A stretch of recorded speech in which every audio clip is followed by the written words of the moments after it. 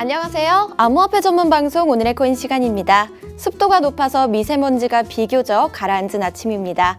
오늘의 코인과 함께 즐거운 화요일 시작해볼까요? 우선 이 시각 국내 주요 암호화폐 가격 시황 먼저 살펴보겠습니다. 4월 3일 오전 9시 기준입니다. 전반적으로 조금씩 상승했는데요. 회복세를 보이는 걸까요?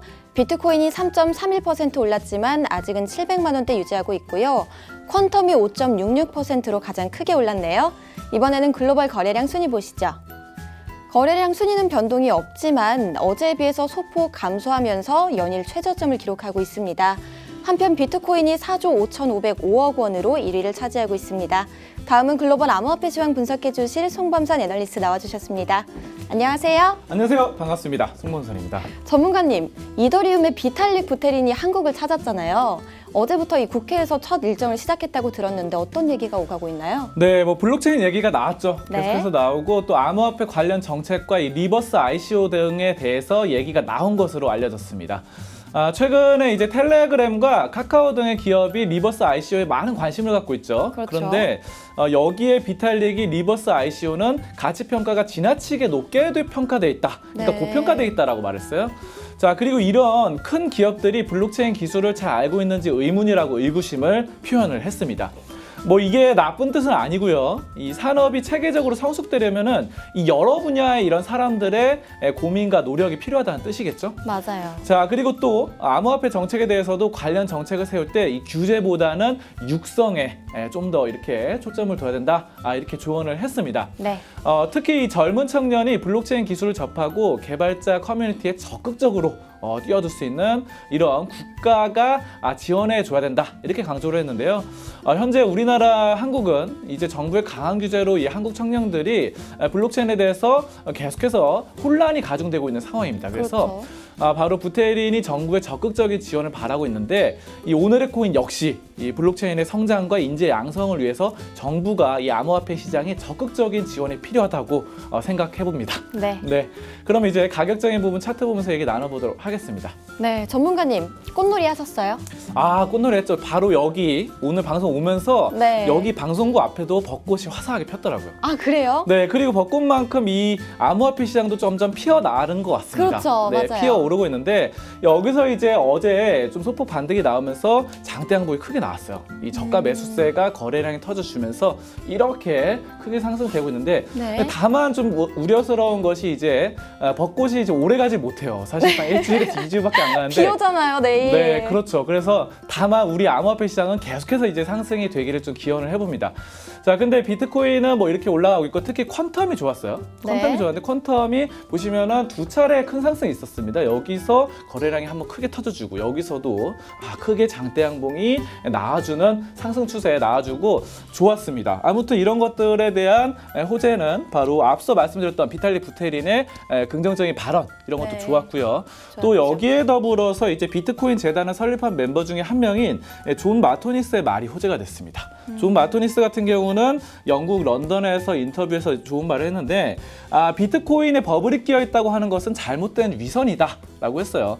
기존의 금융시장을 직접적으로 지적을 했습니다. 기존 네. 금융시장, 그러니까 채권시장이라던가 이렇게 부풀려진 주식시장이야말로 네. 거품이다 이렇게 말했어요. 그래서 주식이나 채권 등등은 아무래도 이 기득권 세력이겠죠. 기존 그렇죠. 금융시장이 오래됐고 주식의 역사는 400년, 500년이 넘었기 때문에 하지만 비트코인이나 암호화폐 시장은 10년밖에 안 된 이제 신생아죠, 신생아. 그렇죠. 그렇습니다. 그래서 이제 이런 것들에 대해서 기존의 400년, 500년 동안 너무 많이 부풀려졌다 이렇게 비판을 했고요. 아무튼 이런 부분들이 어느 정도 호재성으로 발언이 자리 잡았습니다. 네. 자, 그리고 위기는 어쨌든 아직은 있습니다. 러시아 쪽에서도 이 ICO 규제에 대해서 좀 더 강화한다고 했는데 기존의 ICO를 러시아에서 아무나 할 수 있었는데 이런 것들이 너무 중구난방되다 난립하다 보니까 피해자들이 속출했던 것이 사실이에요. 맞아요. 알트코인 몇 개 생겼다가 다시 없어지고 사라지고 그래서 투자한 사람들이 손실 보고 이런 게 많았죠. 네. 자, 근데 이것을 이제 최소 1억 루블 이상의 큰 자금을 가진 스타트업 회사만 바로 ICO를 진행할 수 있다. 이 공개를 할 수 있다. 처음에 이 알트코인을 바로 암호화폐를 공개할 수 있다 이렇게 말한 거죠. 신규 공개. 자, 그래서 이런 것들이 어느 정도 규제 강화로 자리 잡으면서 위기감은 어느 정도 있고요. 하지만 장기적으로 봤을 때는 이런 것들이 안정성 면에서 오히려 이득이 될 수 있겠죠. 자, 그리고 또 타이완에서도 이 타이완 중앙은행 총재가 바로 암호화폐가 가격이 하락하면서 변동성이 커지고 있기 때문에 투자자들이 피해볼 수 있기 때문에 위험성의 경고를 취한다. 뭐 이런 말들을 했어요. 네. 자, 아무튼 뭐 이런 여러 가지 악재도 있고 호재도 있지만 여기서 이제 어느 정도 반등을 꾀하고 있기 때문에 여러분들이 신중한 판단하시면서 좋은 수익 내시길 바라도록 하겠습니다. 여기까지 암호화폐 종합 분석 시간이었습니다. 말씀 감사합니다.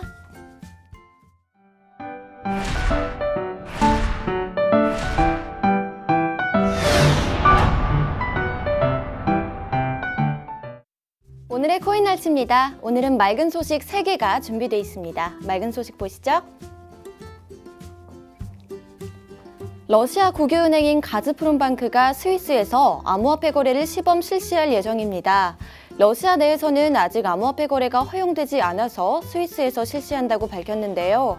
가즈프롬방크의 소볼 부총재는 은행 고객의 편의를 위한 것이기 때문에 은행이 공식적으로 제공하는 서비스는 아니고 이번 시범 거래를 통해 상황을 지켜보겠다며 모든 가능성을 열어두었습니다. 다음 소식 보시죠.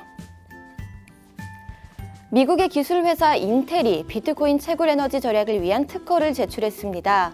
비트코인 채굴은 많은 양의 전기를 필요로 한다는 이유로 환경 재해라는 비난을 받고 있죠. 인텔이 미국 특허 상표국에 신청한 기술은 해시당 에너지 소비를 최소화하고 성능을 극대화하는 방식으로 에너지 소비량이 최대 35%가량 줄어듭니다.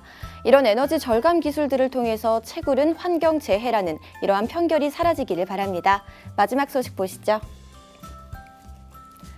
싱가포르 정부가 블록체인 프로젝트를 성공적으로 수행한 기업에 국가 포상금을 지원하겠다고 밝혔습니다.